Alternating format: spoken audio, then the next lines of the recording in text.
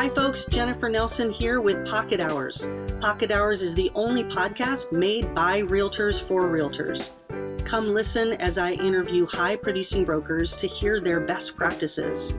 And don't forget that while you are listening, you are also earning clock hour credit.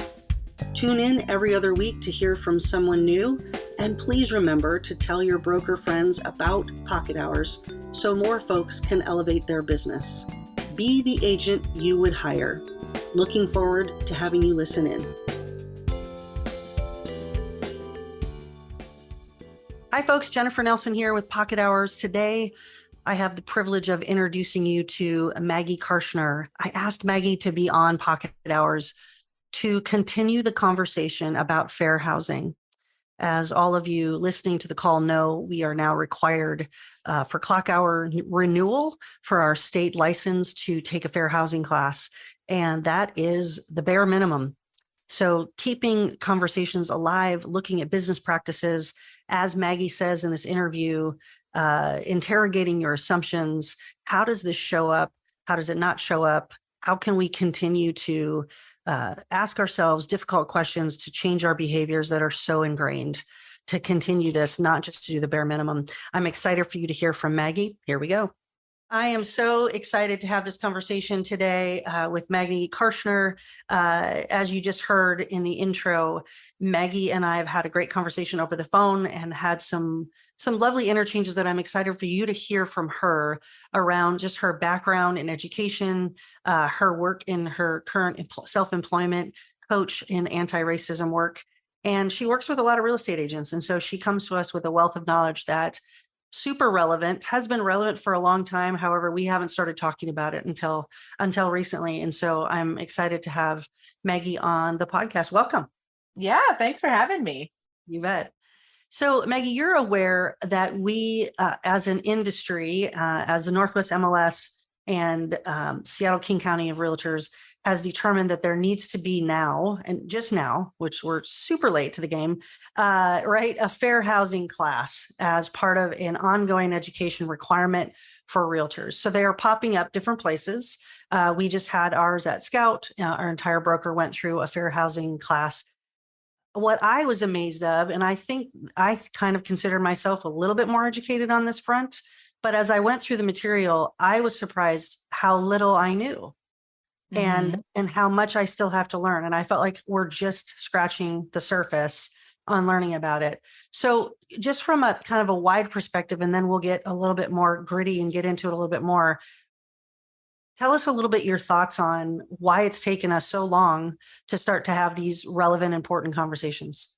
The dominant culture and white people have wanted to sort of sweep history under the rug. We want to say, we passed the civil rights legislation, we've passed fair housing laws, everything is fine. And that's a very naive way of understanding how society and culture and systems change. So I think with more recent current events coming into awareness that that the policy changes have not led to all of the actual change we want to see, that's come to the forefront. And so I'm glad to see that, professional organizations are requiring that more education is done around this. In my upbringing, I don't think I was even taught about redlining, for example, in my elementary, high school education. It did come up in my college education. I studied geography, so it definitely came up. But even then, the ramifications to the present day, it was like, oh, so we made fair housing a thing and it's great. And now everything's fine. But as we look at the data more clearly of all right, so areas that were historically redlined, it's something like 85% of them continue to be under-resourced, marginalized communities. So clearly, just taking away the bad law didn't fix it. And we need to be looking at what can we do actively to bring more equity to this situation. I love that. I love that you just said, which I think is a total white person response in general. And I'm right in that mix. I mean, we're both in that mix. Here we are talking to each other. Is to say it's a little bit like it's one and done. Like, oh, okay, we see the problem. Here we go. We fixed it. Mhm. And you're like, no, wow, this is ongoing. We just started to scratch the surface of this. We can't just say one and done. And by just removing, like you said, some bad laws, I mean, there's an entire group at the University of Washington right now looking for deeds that have been in place for years that are still around, discriminating against marginalized people. Yeah. Right, in communities all over our city and state, that we don't even know it's there until we're in the title work, and you're like, are you kidding me that this still says, right, no African American people can live on this block to Yeah. this day. Right, Yeah. so just removing these bad laws is for sure the first step, but then what's next on a proactive level? Yeah, love that. So if I'm a realtor listening to this call, I think one of the feelings, and I'll say this for myself, is overwhelm. So there's a little bit of a paralysis around, this is so big, I don't know what to do to help it because it's overwhelming, the Mhm. amount of pain that we have caused and the ripple effects of this for centuries. So is there, and we're going to circle back to this too, but is there something, like one thing that you can think of off the top of your head that a realtor can do to just start the process of healing around this? What do you think of? Holding space is the absolute first step. Like I know you were asking for more of like a action item, No, but I that's think the great. action is actually hold some space. Understand that this has been going on for centuries. It has its roots in slavery. It's been going on for centuries. The fact that you're just now aware of it does not mean that your pants are on fire. So take a breath and let's get strategic about what change you want to see. And all the change isn't going to happen tomorrow. Like one of the things I bring to my anti-racism work is a deep awareness that I will not see the end of racism in my lifetime. And that's not because I'm not trying hard. That's because that is the scope that we are actually working on. This isn't a one and done. This is a commitment throughout the rest of our lives to be finding the ways that racism is popping up and addressing those, and trying to get to the bottom of this together. So the other piece of this is, create some space for you to take stock and find the opportunities that make sense for you to cause change. The other thing about this is that we see throughout history that we eradicated slavery. Cool. But then there was Jim Crow. We eradicate Jim Crow, and now there's mass incarceration, right? This is something, there's an unfortunate resilience to racism. We need to stay in this and aware and keep coming back to learn more, learn how it's cropping up now, see the bits we've gotten a chance to see because the more overt racism was in place. So I really see this as a lifelong challenge. And it's a challenge you don't have to do alone. One of the tenets of white supremacy, one of the things that's imbued in our culture is this idea of individual reliance, that I'm a single person and I am, my own person and I don't need anyone else. And it's just not true. Humans are a pack animal. We're a society. So find people to be in community with to make these changes together, because it is so much easier to do this with other people than alone in your own little silo. And I will add to that I think that's kind of a life lesson outside of just our work, is to say we are relational beings, thank goodness. Mhm. And so a lot of this work is actually having the space to process this stuff and say, I don't know how to do this. I don't know where I'm supposed to be looking. And so to your point, holding space. And then I would add to that, which I think you have too, is to seek education. Yeah. So one of the first steps that obviously we're doing is to have these classes. But even at my brokerage Scout, the conversation that came up around this material was gold. I mean, it was people being vulnerable and saying, I didn't even know that. Oh my word, right? I didn't know that this still existed. Or, oh, I didn't know that that behavior that I'm doing is super racist. Thank you for letting me know that, right? So there's this step to say, can you humble yourself enough to say you have a ton to learn, but that you're responsible to just keep learning? Like Yeah. that's the goal. Just keep open to learning, right? Exactly. And some of that learning is historical or present day societal. And then there's a whole bunch of internal learning, right? Like, how do you find a place of you were saying humbleness, right? Where I have security in myself and I can say, yeah, I'm aware that like I was doing behavior in the past that has harmed. I mean, I can go further and say, I'm aware that I'm probably doing behavior now that causes harm, and I just don't know it. And so at some point in the future, I'm going to know it and I'm going to do better. And how do we have the internal systems in place to be able to navigate that? Because I think that's where we as white people have our initial breakdown is we're like, "Ah, I have nothing. Oh my God, I've been being racist." And just everything falls to the floor. Right. So like how do we have more resilience to that and have like a sense of self that is not fragile? Totally. Absolutely. I think too, for realtors, it's to say, well, of course I'm not racist, right? Like Mhm. I'm not racist in my work. If you start off the sentence, of course, you're likely already in it, right? You're already in it, because to assume that you aren't something without any sort of questioning around it means that you're likely really steeped in that to begin with. So yeah, for sure. Some of the things we talked about in the fair housing class that we just did, that I know other folks are going to different classes around this too, is that the most overt stuff we can easily identify, right? Yes. Oh, they're not loaning to people because of their skin color. Well, of course that's wrong, right? Like you're like, duh, okay, and awful and all the things. But then getting into sort of the minutia, back into how does this show up on the levels that we haven't even started to get to yet, right? Like you were saying, we have to start with, by the way, did you know redlining still exists? And people are like, wow, okay.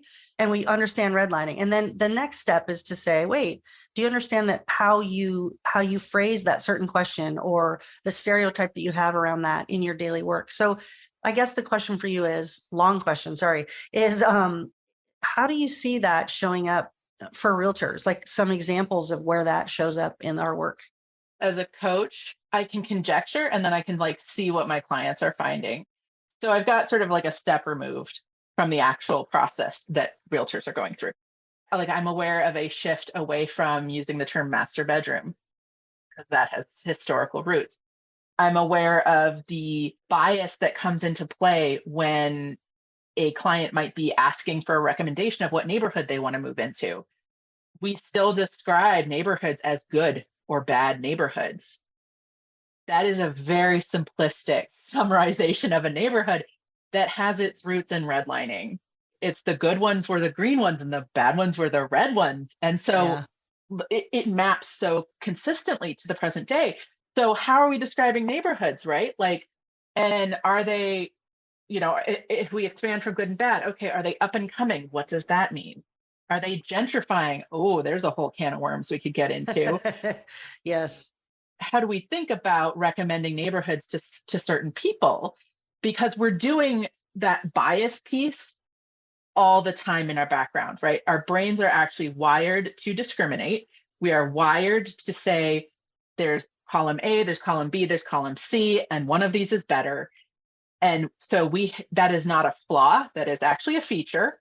But the outcome of that is that we make these terrible categorizations of people and we say, oh, this client in front of me says they want this kind of a neighborhood. Oh, I'm thinking of that one over there, right? I'm going to go send them to Wallingford because that sounds what's right for them. But how much of that is influenced by our biases, by the stuff that we can't see. And so I think the real solution there is, yeah, we can put policies in place that say, no redlining. But the way to find those biases is to do your own work, to learn about what those biases are and notice in yourself when you're making assumptions or what connections you're making, and just interrogate them for a second. Like sometimes you can decide like that is actually the best neighborhood for that client. And sometimes you might say, maybe I should check in with that client and see if we're thinking the same thing. I'm taking notes right now. So I'm writing furiously because I'm loving what you're saying. And I love the phrase that you just said, interrogate your own assumptions. That's amazing. to continue to ask yourself the question, like, why am I saying, oh, white affluent family, you should live in Queen Anne. You would fit in perfectly there, right? Like, or I said this to you when we were preparing for this interview, that I had clients that said to me, we'd like a safe neighborhood. Oh, yeah. And being able to ask the question, what does that mean for you? And I remember this not that long ago that a client said, well, you know what I mean. No, but I don't. Explain it to me like I'm a child. Yeah, no, certainly don't know what you mean. Say more, right? And essentially it came down to, we don't want to live in a neighborhood where the people there have a different skin color than we have. Mhm. And that's what they meant by safe. So yeah, I think the question you were saying is just our own internal biases, that we're going to place people certain places, right? Because we think, oh, they'll fit in. The reality is they likely will fit in, but what does that mean for us? So let's go back just for a minute. You were talking about neighborhoods. So I want to get real gritty on this right now, because we have people that say, I'm moving from Chicago to Seattle. And I would love, I'm the client right now. I would love for you, broker, to tell us, a little bit about a couple neighborhoods. Like, what do you think of Queen Anne? What do you think of Capitol Hill? What do you think of Seward Park? So that question is always really scary to me as a broker, like how to answer that question. So any advice on that? Because we get that Yeah. regularly. Oh, Tell yeah, us about totally, it. right? Yeah. Uh, yeah. So let's get creative about how we're describing neighborhoods, right? So Queen Anne, it's got great views, tons of hills, right? The people there, right? It's relatively affluent. It's historically a lot of white people. Like, we can say that, right? Okay. Because Got that it. might got our clients might be like, oh, but I want a more diverse neighborhood, right? Cool. Okay, then we're looking closer to Seward Park, maybe Beacon Hill. Like, let's look at some neighborhoods that have more diversity. Let's look at lifestyle questions, right? Do you enjoy walking more? Do you want to make sure you have plenty of parking space, right? Now we're looking at sort of different neighborhoods and constellations, and like how those spaces are.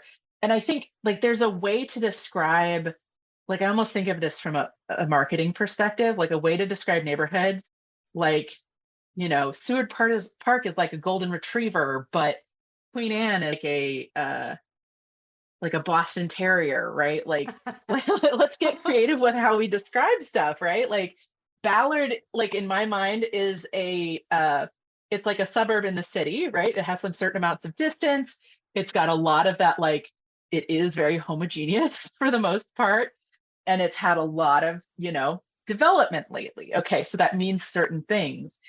And it's got a lot of those trendy restaurants, and the amenities of the neighborhood are tailored for a particular demographic. So if you want the best Asian food in town, you're going to have a good Asian food place at Ballard, but, like, get closer to the International District, For sure. Yeah, I love that. I like the idea of sort of eradicating the words good and bad when we're Mhm. describing a neighborhood. Like, get those out of your vocabulary, stop using them, because that's different for different people. And I also like that you just said it's okay to say this is a less diverse neighborhood. This is Mhm. a more diverse neighborhood. Like, these are the Mhm. facts that give your clients the opportunity to say, well, we'd prefer actually to not just be around a bunch of white rich people. Thank you for, Mhm. right, giving us some data on that. Obviously, maybe you wouldn't say it that way, but again, sort of here's some statistics. At our firm, we always say, be the source of the source.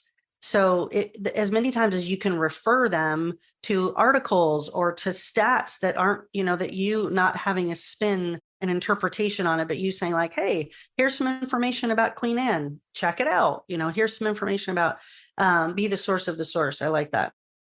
Okay, so being able to neutralize your language around different neighborhoods. So you're still giving your client information, but you're not saying, oh, you want a safe neighborhood, then you don't want to live in Seward Park because there's a lot of violence down there, right? Like, Mhm. yikes. No, let's not Yeah. comment on that. Yeah, yeah, Well, and like, how are we defining violence? Like, yeah, there's a huge difference between, you will hear gunshots, yeah, right? People are going to steal your car, right? Like, that's, yeah, yeah. like, gunshots are happening over there. Like, at least in my personal ethos, I'm like, they're not shooting at me. I'm fine. right? If they're going to take my car, now I'm having a bit of an issue. Are they going to Yeah, that's return it? right. Yeah, right. But then there's like, home invasions. And then there's like white collar crime, right? Like, think For about how sure. many criminals of white collar crimes exist in the suburbs, like the super safe parts of town, right? So, really, what do we mean by crime? We mean something about a statistic that the police can monitor, right? So, we don't know if everybody in Magnolia, I mean, probably not everybody in Magnolia, but how many people in Magnolia are committing white collar crimes? We don't know, because that statistic is collected and is rarely put over like geography as to what neighborhood that's happening in, because we think of it as happening in a workplace. So when we talk about safety, what does that mean? Does that mean that I feel safe because I don't hear gunshots? Does that mean that my stuff is safe because I don't because there's a low incidence of robberies?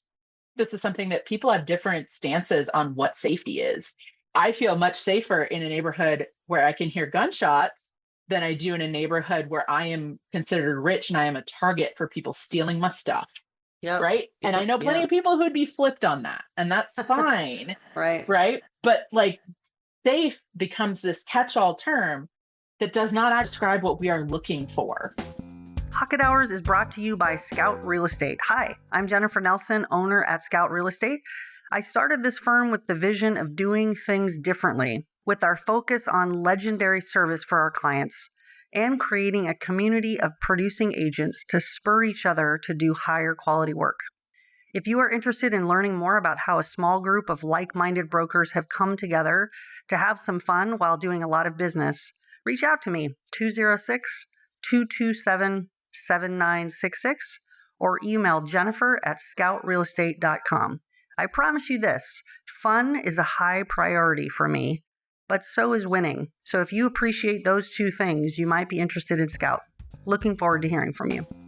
It's a great distinguishing between what is someone really meaning and how have we, I mean, back to your phrase, interrogate your assumptions. Like we have heard these phrases ad nauseum for so long that we just incorporate them into being like, oh, this is what they're really meaning. It's code for, right? And then we go ahead and make our own assumptions based on their code. And it's just all kind of junk. Like all of it's just, wow, we have made decisions for other people's lives and where they live based on the code they just handed to us that we interpreted a certain way, instead of having really specific questions asked and answered around what they're wanting. And at the risk of saying, hopefully brokers listening, when you ask these questions and you have clients say, well, you know what I mean, like I did, I get to say, no, I don't. And then turns out they are very much wanting to not be in a neighborhood where there were African-American people. That's when I have the opportunity to say, I am not a fit for you. I'm sure there's another broker that would love to help you, but I just don't work this way, right? Yeah. And I don't know that Seattle is necessarily a good fit for you either, side note, but right? Yeah. Don't know that you're going to feel at home here, which is good. We love that pressure. Sure. Okay. So tell me a little bit more about what do you think realtors need to know? And I guess let's start there. What is it that outside of, okay, we understand redlining, we understand blockbusting. We've kind of gotten the basics down because we're all taking this class now. Is there anything more subtle that you think realtors are missing that we can talk about for a minute? Oh, I can talk a lot about a lot of subtleties. Yeah. Okay. So I love looking at every aspect of business and how to bring an anti-racist lens to it. So I'm interested in, and I mean, some of this is for the brokerage more than the broker, but like, how are you making ethical decisions in your business? What vendors do you work with? How do you treat your staff if you have them? How are they compensated?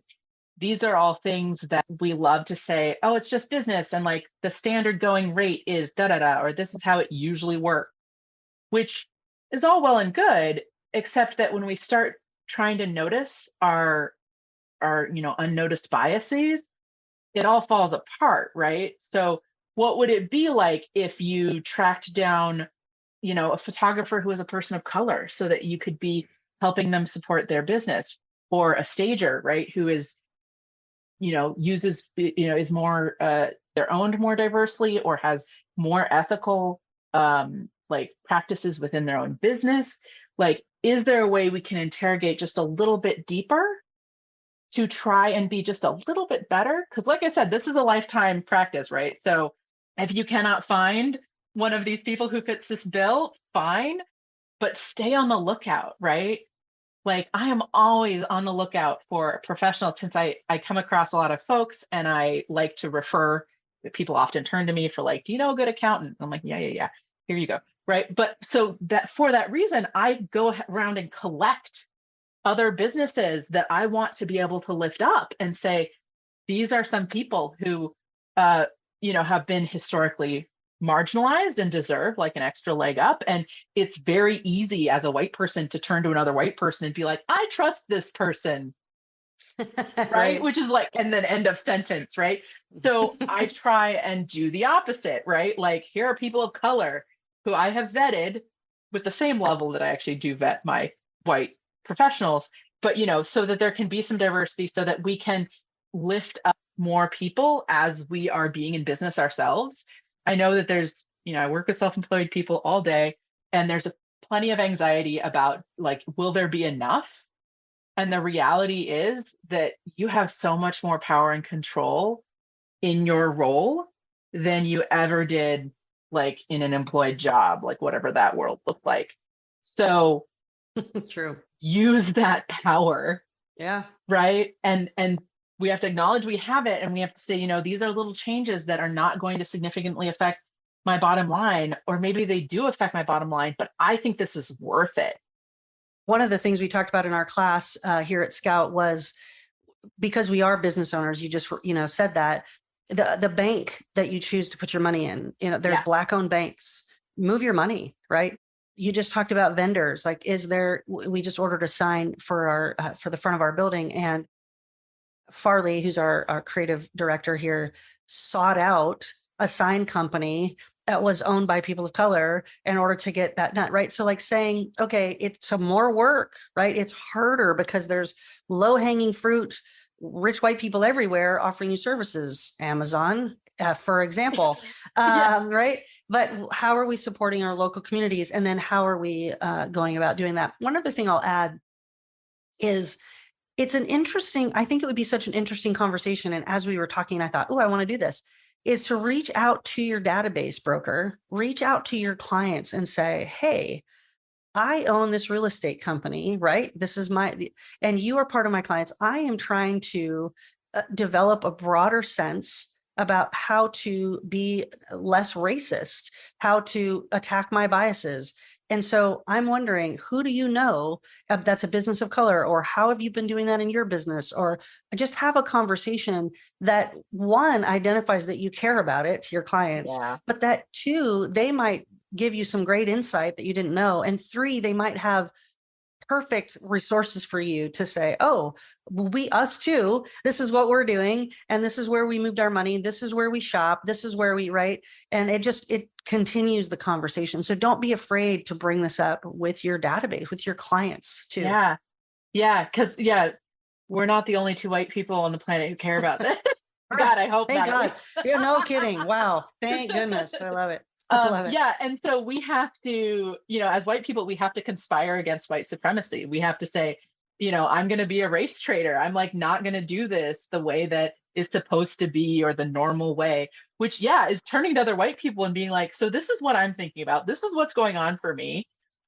How, what's going on for you, and starting the conversation, because silence is one of the tools of white supremacy. We For are sure. not supposed to talk about this. And that is Good. part of what keeps this system in place. For sure. I think someone had said something along the way that no comment is one of the biggest comments of all time, right? Yeah. I don't know, it's a hard topic and it's an uncomfortable topic is a comment, right? It's just not you passively sitting there, not participating. You are participating by not commenting. Mm-hmm. Yeah, for sure. Yeah. And by the way, I don't actually think this has to be a difficult conversation. No. And I will say this, that when this first started, in terms of people starting to get like aware of, oh, we might actually be racist. I think that some of the folks that became quote unquote woke, let's just say that, had an agenda to sort of tell everyone else how unwoke they were. Yeah. And that backfired, right? That's a big backfire. So I don't want to be beaten into submission of being a racist, right? Like we have to be open to the conversation to say, here's what I'm learning and here's the insight I had, and let someone else get there instead of saying, you're so bad. You should realize how bad you are. No one realizes they're bad when they're told they're bad, right? They just sort of go, mm-mm. We all get defensive in that situation. It is Yeah. so much easier to sort of lure someone than attack them into it. So yeah, like yeah, let's not shame people. It's not helpful. Right. And I think what you were describing of like, here's what's going on for me, here's the stuff that I'm looking for and the support that, my database could be offering me in terms of connections and awareness, and turning to them, that's a great way because it centers your own growth and you're not putting it on them. You're not like, you're doing it wrong. You're actually looking for like what other people are doing well. And that's awesome. Like that's what we should be doing, is like banding together for the stuff that's working, for the stuff that's going well, sharing the stuff that, this is how I'm doing stuff. How are you doing stuff? Like, what is the impact of that? How are we, and I find it so valuable to be in those conversations and have my peers say things like, that's not how we talk about that anymore. Right. And I go, Right. oh, there's something in my teeth, wasn't there? Cool, thanks. Yes, I Edited. love it. I love it. Oh, I love the analogy of there's something green in my teeth. That's Yeah. perfect. And let's be clear, brokers listening to this. This isn't an invitation for you to run out and call all the people of color in your database and ask them No, how to not be no. racist. Let's be super clear. That's offensive. It's to say, who is it that you trust in your database, no matter their skin color, no matter their place in the world, and say, here's what I'm thinking. Here's how I'm trying to change my business to be more inclusive, to be this and the other. Would love your thoughts on that. And that doesn't necessarily, and in fact, always shouldn't come from someone of color, because that's putting the pressure back on them to solve our problem. Yeah, Um, yeah. And especially just random people in your database. Like there are people like people of color who are willing to take on that role of sounding board. I've worked with an anti-racism coach in the past, and I expect to in the future again. So there are professionals who, in the way that we as a society have chosen to value things, right? I paid her for her perspective and her expertise and her opinions. And like, you can do that, but don't turn to any person in your database and be like, you're an expert, right? Because they're not. exactly. Because they're not, exactly. And don't ask them to be. That's not fair. I love it. Yeah, no, that's way too much of an emotive. Yes. So brokers listening, I think before we sort of wrap up a little bit more, I want to say we are all called to the table right now, thankfully, by our profession. It's long overdue to go get some real basic training on fair housing. Beyond that, I'd love a beyond that. I'd love a not, oh, yep, I got my fair housing clock hour credit, check, I'm done.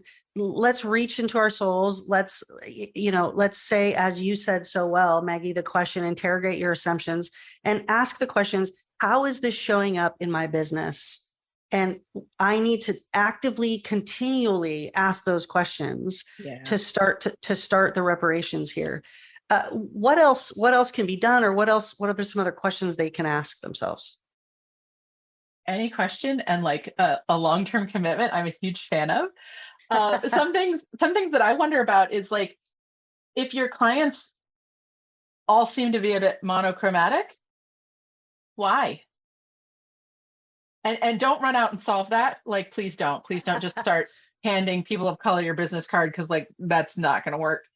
Oh boy. But there's probably a reason why, and maybe the reason isn't good or bad. Maybe it is, and there might be an opportunity to be different, right? So it probably is influenced by who else is in your database, since you're probably getting a lot of referrals, like we like. but also like, is some of it in how you're presenting yourself, like on a website, in a business card, like however you present yourself in the world, is that is that some of it? And we can't stop being white people in the same way that people of color can't stop being people of color. And that's not the objective, but the objective is to say, is there a way that I can make it seem more reasonable for a person of color to have me as their broker? Yeah, I great I don't question. know, because I don't know, whoever you, the listener, I don't know what's going on for you, but like, it's a great question, right? Like, what is the demographics of my database, and what changes could I make that would shift that? Like, how do I change the flavor of the honey so that I'm attracting slightly different ants? Hmm. Yeah, for sure. I think some of the stuff that I have reacted to in the past, and I know that you're going to follow this and nod your head on it, is just that this started to come up in industries, and all of a sudden we see companies sort of paying lip service to this. So huge marketing campaigns that are now, right, like, look at us, and we have people of color everywhere, and we do this, and look at us, see us being better. And at the end of the day, folks, this is about like genuine relationship, Yeah. period. So, right, if you're going to check a box, if you're going to look like you're woke, if you're going to try to say, look how progressive we are, or how progressive I am as a broker. I mean, I'm a gay woman, and I'm flabbergasted when people meet me and say, "Oh, I know a gay person too. I have a gay friend." And you're just like, "Well, I hope so. Oh my What gosh," is this, right? Like, 1980? Go sit I don't down. know what's happening right now. Like, somehow that's going to position them right in my mind that they are a better person because, see, I have a gay friend too. And you want to say, probably have a lot more than you realize, first of all. But second of all, that's such a base conversation. Like, let's raise the level of this to say, we're just talking about relationships. And we're recognizing that there's been such a disparity and such harm for so long. And so we're trying to heal that by having genuine relationships and seeking that out, right? So if I have the choice between buying something on Amazon and buying something from a local vendor who happens to be an Asian family that moved here, let's make the choice, right? Let's pay the extra dollars to support this immigrant family. It's harder. It's hard work. And commit, like you were saying, kind of sort of committing to that work. Yeah. It's hard work that, like, we can take breaks from it. So I think this is something that when people, feel called towards a social movement, they often get burnt out. And for anyone who's been in a band or a choir, you're familiar with the concept of stagger breathing. And that really is the trick, right? It's that if I need to take a break, there are other people who are carrying the project forward. So we need to be operating at a walking pace, right? I need to be making small, steady progress in the ways that I can, learning and interrogating and making changes. And I need to take breaks. And that's okay because we're human. And then you jump back in once you've had your breath. I love it. Even something as small as, at Scout, we have a weekly meeting and we have an agenda and we stick to the agenda pretty well. But one of the line items on the agenda is to say, what are we doing in this regard? It's just a Mm-hmm. question. Every Mm-hmm. single week, it's the same question. What are we doing that's challenging our regular, easy decisions that we've been making forever, that can start to move the needle, just tiny bits at a time? So I love the stagger breathing concept and Yeah. incorporating it into your regular life. Yeah. And with that, like you're demonstrating a commitment to asking that question on a weekly basis, which is awesome. I have a similar thing in my business. I'm a business of one, I am just myself, but I have like a little alert that comes up once a quarter that's like, go do a check-in. And I go and I sit with my values that I came up with my anti-racism coach. And I think about how the business has been going and what capacity I have to make changes and areas that I've seen opportunities for change. Because that's a lot of it, right? Like some of it is just staying vigilant away of like, what am I aware of? What new awarenesses have I had? And can those awarenesses become an action? Mm-hmm. Oh, I love that. Yeah. So the question might be, which I think I'm just taking note to say I'm going to change that on our agenda. And the question might be, what are my new awarenesses around this? Yeah. And then the follow-up question, right, is, does that require an action step? Like, how can that new awareness show up differently? Mm-hmm. So, I mean, the age-old thing is awareness is the first step. And you're like, right. And it's not the only step. Let's not stop there, right? Let's keep going and make some changes. I love it. Yeah. So before we as we're wrapping up, first of all, thank you so much for this conversation. And I love that we already had a rich conversation before we ever got on this call. So I was like, oh my gosh, I can't wait to have her on the show. I knew it was going to be fun to talk to you and informative. And like I said, I just took literally 2 pages of notes talking. So I'll summarize, but then I'd love for you to sort of summarize in a way, if you will. But I'll just start by saying, care about this. Be committed to seeking where you can change, and be vulnerable and open and humble enough to say, I have so much to learn, and I'm going to go try to learn as much as I can about how to change our systemic, very, very ingrained patterns that we've had for so long. And that as a realtor, we want you to step up to that challenge in your business, not just in your personal life, right? Yeah. And I want to piggyback on the care, because I think one of the ways that white supremacy hurts and harms white people is this: you don't have to care about that. In fact, you shouldn't care about that. And that robs us of our own humanity. So doing this work is going to make you a more whole, healed person. So you're not doing this out of an act of charity, I hope. Yes. Right. You're doing this because you see that this is not only to bring, more wholeness to people of color who've been disenfranchised, but that this is to bring more wholeness to yourself, and that there is a certain joy that comes from that. And it makes it worthwhile in the long term that we've been talking about, that this is going to be, a lifetime journey.